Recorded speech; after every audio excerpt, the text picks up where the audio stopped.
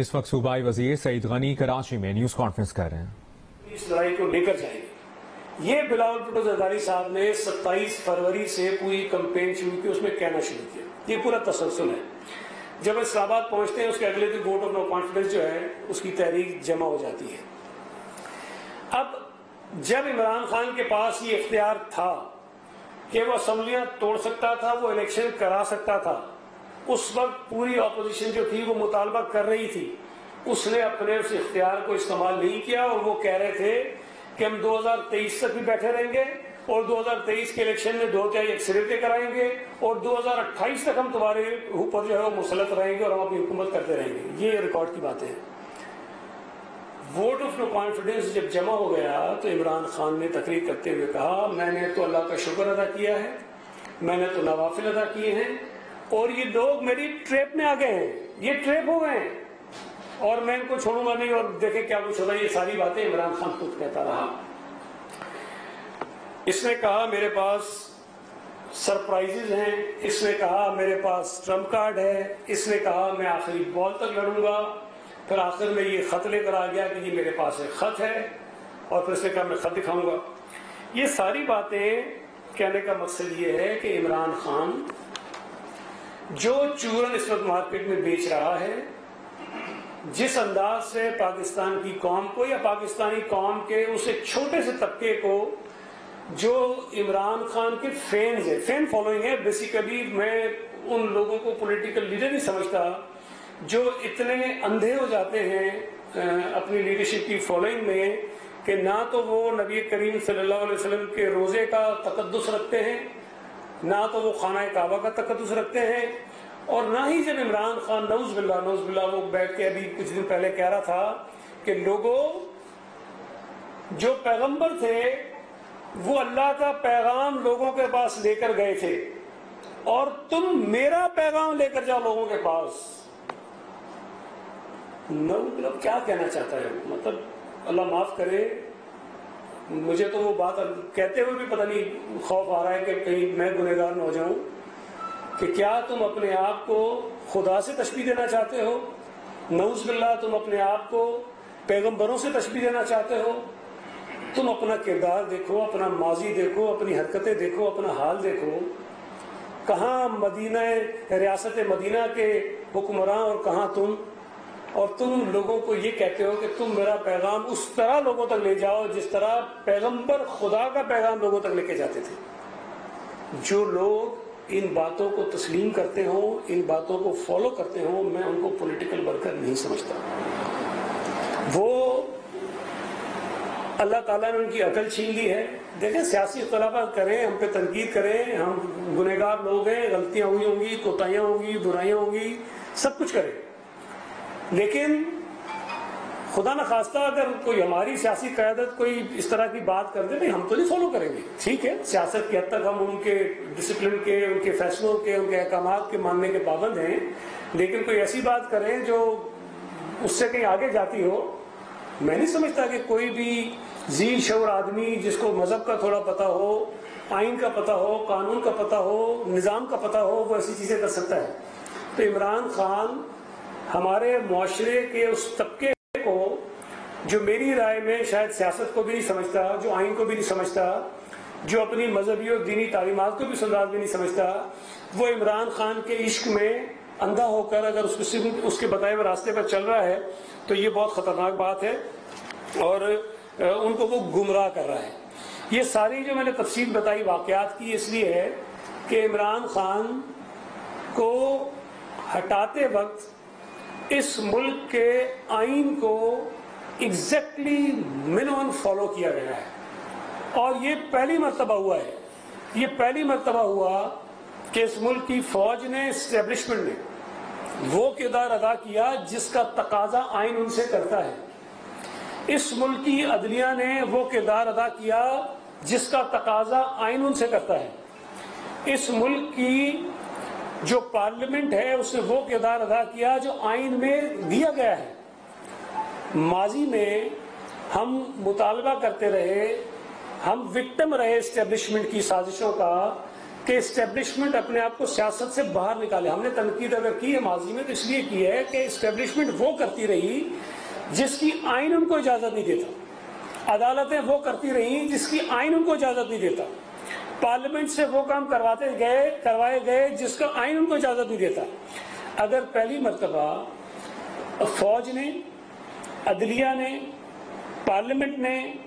آئین کے تحت, آئین کے مطابق کام کیا ہے تو ہمیں ان کو سلام کرنا چاہیے, ہمیں ان کو انکریج کرنا چاہیے تاکہ وہ اسی راستے پہ چلتے رہیں اور آئندہ بھی وہ آئین کے تحت جو اختیارات ججز کو ہیں, آئین کے تحت جو پابندیاں اسٹیبلشمنٹ اور فوج پر ہیں, آئین کے تحت جو پابندیاں کسی بھی ادارے کے اوپر ہیں وہ اس کو فالو کرے. یہ تو سیاسی جماعتوں کی فتح ہے, یہ پاکستانی قوم کی فتح ہے کہ ان اداروں کو ہم نے آئین کے دائرے میں لا کر کھڑا کیا ہے, وہ اس تک محدود ہو گئے. لیکن بدقسمتی ہے کہ عمران خان کو آج نہ ہماری فوج اچھی لگتی ہے, نہ آج ہماری عدالتیں اچھی لگتی ہیں, نہ آج ہمارا میڈیا اچھا لگتا ہے, نہ سیاسی جماعتیں اچھی لگتی ہیں اور نہ ہی دنیا اچھی لگتی ہے. مطلب عجیب سی بات ہے کہ عدالتیں اگر آئین کے مطابق فیصلہ کریں تو ان کے خلاف غلیظ مہم چلاؤ, اگر پاکستانی فوج اپنے آپ کو سیاست سے باہر نکال کر کھڑا کر دے اور اپنے آپ کو سیاست سے بالکل نکال دے اور کوئی اپنا کردار ادا کرے تم ان کے خلاف غلیظ مہم چلاؤ. اگر سیاسی جماعتیں تمہارے ساتھ نہیں کھڑی اور آئین کے تحت, آئین کے مطابق تمہیں نکال دیا تو تم ان کے خلاف مہم چلاؤ اور بہانہ یہ بناؤ کہ تمہیں امریکہ نے نکالا ہے, تمہیں یورپ نے نکالا ہے, تمہیں کسی اور طاقت نے نکالا ہے.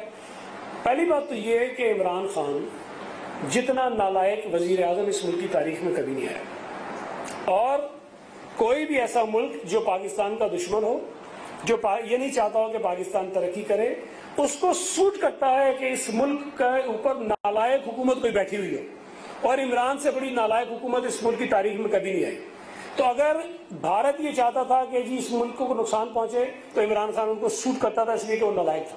امریکہ اگر چاہتا تھا کہ اس ملک کو نقصان پہنچے تو عمران خان اس کو سوٹ کرتا تھا اس لیے کہ عمران خان نالائق تھا. تو یہ عمران خان نے جو نیریٹو کھڑا کرنے کی کوشش کی ہے اس کا صرف مقصد یہ ہے کہ وہ اپنی نالائکیوں سے اس نے اس ملک کی معیشت کو جہاں پہنچایا, اس ملک میں مہنگائی کو جہاں پہنچایا, اس ملک میں بے روزگاری کو جہاں پہنچایا, 1 کروڑ نوکریوں کا وعدہ کیا, جو نوکریاں تو دور کی بات ہے, بے روزگاری میں اضافہ ہوا, 50 لاکھ گھروں کی بات کی, گھر بنا کے دینا دور کی بات ہے, لوگوں کے گھر ٹوٹے.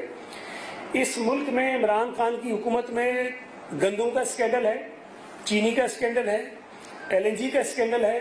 کھاد کا اسکینڈل ہے, دوائیوں کی قیمتوں میں اضافے کا اسکینڈل ہے, BRT پشاور کا اسکینڈل ہے, مالم جبہ کا اسکینڈل ہے, بلین ٹری سونامی کا اسکینڈل ہے, اس کے علاوہ کئی اور اسکینڈلز ہیں. عمران خان اپنی اس نالائکی سے, نااہلی سے لوگوں کی توجہ ہٹانے کے لیے پوری قوم کو کسی اور ٹرک کی بتی کے پیچھے لگانا چاہتا ہے کہ امریکہ نے نکالا اور امپورٹڈ حکومت آ گئی اور غدار آ گئے اور کچھ. عجیب بات ہے, اس ملک کے لوگوں نے, اس ملک کے 70% لوگوں نے جن سیاسی جماعتوں کو ووٹ دیا ہے وہ غدار ہے. اس ملک کی فوج جو اپنے آپ کو سیاست سے باہر نکال کے کھڑی ہو گئی ہے اس کے اوپر الزامات ہیں. اس ملک کی اعلیٰ عدلیہ جس کے 5 ججز نے بیٹھ کر ایک فیصلہ کیا اس کے اوپر الزامات ہیں. اس ملک کی پوری میڈیا, ایک آدھا چینل کو چھوڑ کر اس کے اوپر الزامات ہیں. دنیا کی بڑی بڑی طاقتوں, مطلب ساری دنیا کی طاقتیں اس ملک کی غدار ہیں. 70% ووٹ لینے والی سیاسی جماعتیں اس ملک کی غدار ہیں. اس ملک کی عوام غدار ہے, اس ملک کی عدلیہ غدار ہے, اس ملک کی فوج غدار ہے, اس ملک کا میڈیا غدار ہے, اور صرف ایک آدمی ہے جو حب الوطنی کے سرٹیفکیٹ بانٹے گا, جس کو وہ کہے گا حب الوطنی, اور وہ حب الوطنی کا سرٹیفکیٹ اس کو دے گا جو نالائق, نائل, فاشسٹ, انارکسٹ, ہٹ دھرم, انا پرست, گھمنڈی عمران خان کو کہے گا کہ وہ ٹھیک ہے, وہ ملک کا حب الوطن ہے, محب وطن ہے, وہ ملک کا حامی ہے, باقی سارے غدار ہیں. ہمیں عمران خان سے ملک کی محبت کا سرٹیفکیٹ نہیں چاہیے. میں یہ بات آج یقین سے کہہ سکتا ہوں, پہلے بھی کہہ رہا تھا لیکن آج بھی کہہ رہا ہوں کہ اس ملک کے لیے اگر اس وقت سب سے بڑا کوئی خطرہ ہے تو وہ عمران خان سے بڑا کوئی نہیں. وہ اس ملک کے اداروں کو ٹارگٹ بنا رہا ہے, اس ملک کے معاشرے کو ٹارگٹ بنا رہا ہے, اس ملک کے آئین کو ٹارگٹ بنا رہا ہے, اس ملک کی جو ہمارا پورا ایک میکینزم ہے डेमोक्रेसी का उसको ये निशाना बना रहा है। इस मुल्क के खिलाफ हर साजिश में वो हिस्सा है, इस मुल्क के ताल्लुकात दुनिया के मुल्कों से खराब कर रहा है। इमरान खान ये चाहता है कि अगर मैं हुकूमत में नहीं हूं तो अल्लाह माफ करे कि ये मुल्क भी नहीं रहना चाहिए। वो चाहता है कि हर चीज तहस नहस हो जाए, अदालती निजाम तबाह हो जाए, आपका दिफाई निजाम तबाह हो जाए, आपका सियासी निजाम तबाह हो जाए, आपकी खारजा ताल्लुकात तबाह हो जाए, आपका अंदरूनी जो सिविल वार हो जाए, सब कुछ तहस नहस हो जाए अगर इमरान खान हुकूमत में नहीं है। ये आदमी फाशिस्ट है, अनार्किस्ट है, ये यहाँ सिविल वार करवाना चाहता है, यहाँ लोगों को लड़ाना चाहता है। इमरान खान इस वक्त पाकिस्तान के लिए सबसे बड़ा सिक्योरिटी थ्रेट है। और मैं ये समझता हूं कि ये इस मुल्क के उन लोगों को सोचना चाहिए जो इमरान के पीछे इस वक्त थोड़े बहुत खड़े हैं। मैं इस बात पे मुतमईन हूं, कुछ लोगों को हो सकता है कि खौफ हो कि कोई लोग इसके पीछे नहीं, 22 करोड़ लोगों का मुल्क है ये। अगर कहीं जलसा करके ये 20-25 हजार लोगों को पूरे मुल्क से इकट्ठा कर लेता है तो वो पूरे मुल्क की नुमाइंदगी नहीं करते हैं। हम एहतराम करते हैं लोगों की राय का, जो गलत है सही है जो भी इमरान के पीछे हैं, लेकिन तरीका ये है कि अगर आपके पास आवाम की ताकत है, इंतजार कीजिए, इंतखाबात होंगे, लोगों से वोट लीजिए, लोग आपको वोट लेंगे, हम तस्लीम कर लेंगे, बिस्मिल्लाह करें, हुकूमत करें, अपनी मर्जी से चलाइए, जो आइन और कानून के मुताबिक आपके इख्तियारात हैं उनको इस्तेमाल कीजिए। लेकिन ये नहीं हो सकता कि आपके लोग आइन की धज्जियां उड़ाएं। इस वक्त इस मुल्क में जो सदर मुमलिकत हैं वो आइन को पामाल कर रहे हैं। इस वक्त इस मुल्क में जो गवर्नर पंजाब है वो आइन को पामाल करता रहा है। इस वक्त इस मुल्क का जो साबिक वजीर आजम है इमरान खान, उसने आइन को पामाल किया है। इस वक्त इस मुल्क का जो साबिक स्पीकर कौमी असम्बली है उसने आइन को पामाल किया है। इस वक्त इस मुल्क का जो साबिक डिप्टी स्पीकर कौमी असम्बली है उसने आइन को पामाल किया है। मुझे नहीं पता